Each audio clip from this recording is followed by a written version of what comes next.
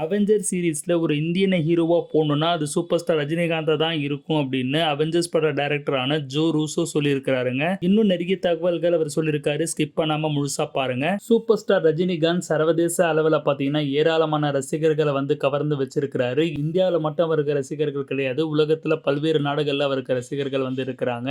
ஒவ்வொரு படம் வெளியாகும் போதும் ஒரு திருவிழா மாதிரி எல்லோருமே வந்து கொண்டாடுறாங்க அப்படின்னு தான் சொல்லணும். கடந்த ஆண்டு வெளியான ஜெயிலர் படம் மாபெரும் வெற்றி வந்து பெற்றுச்சுங்க. ஆனா லால் சலாம் மட்டும்தான் கலவையான மிக்ஸ்டு ரிவ்யூ வந்து அதுக்கு வந்துச்சு. இப்போ சூப்பர் ஸ்டார் ரஜினிகாந்த் ஜெய்பீம் பட புகழ் டிஜே ஞானவேலுடைய இயக்கத்துல வேட்டையல்ல வந்து நடிச்சு முடிச்சிருக்கிறாரு. கூடிய சீக்கிரம் லோகேஷ் கனகராஜ் இயக்கத்துல கூலி படத்துல வந்து நடிக்க இருக்கிறாரு. சூப்பர் ஸ்டார் ரஜினிகாந்துக்கு 73 வயசு ஆயிடுச்சு. இன்னமும் ஒரு டாப் மோஸ்ட் ஹீரோவா சூப்பர் ஸ்டார் இருக்காரு அப்படின்னா அது ரஜினி சாருக்கு மட்டுமே பொருந்தக்கூடிய ஒரு விஷயம். இளம் ஹீரோக்களுக்கே டஃப் கொடுக்கிற மாதிரியான அவருடைய நடிப்பு, அவருடைய ஸ்பீட், அவருடைய ஸ்டைல், அவருடைய வசீகரம் சொல்லிக்கிட்டே போலாம். அந்த அளவுக்கு ஒரு கரிஸ்மேட்டிக் லீடர், ஒரு ஆக்டர் அப்படின்னா அது சூப்பர் ஸ்டார் ரஜினிகாந்த் தான். இந்த நிலையில ஹாலிவுட்டுடைய ஏராளமான ரசிகர்களை கவர்ந்த அவெஞ்சர்ஸ் சீரிஸ் உடைய இயக்குனரான ஜோ ரூசோ சூப்பர் ஸ்டார் ரஜினிகாந்தை பத்தி சமீபத்துல ஒரு பேட்டி கொடுத்திருக்கிறாரு. அவெஞ்சர்ஸ் படத்துக்கு இந்திய ஹீரோவை தேர்வு செய்யணும்னா என்னுடைய முதல் சாய்ஸா அயன்மேன் கேரக்டருக்கு நான் ரஜினிகாந்தை தான் தேர்ந்தெடுப்பேன் அப்படின்னு வந்து அவர் சொல்லியிருக்கிறாருங்க.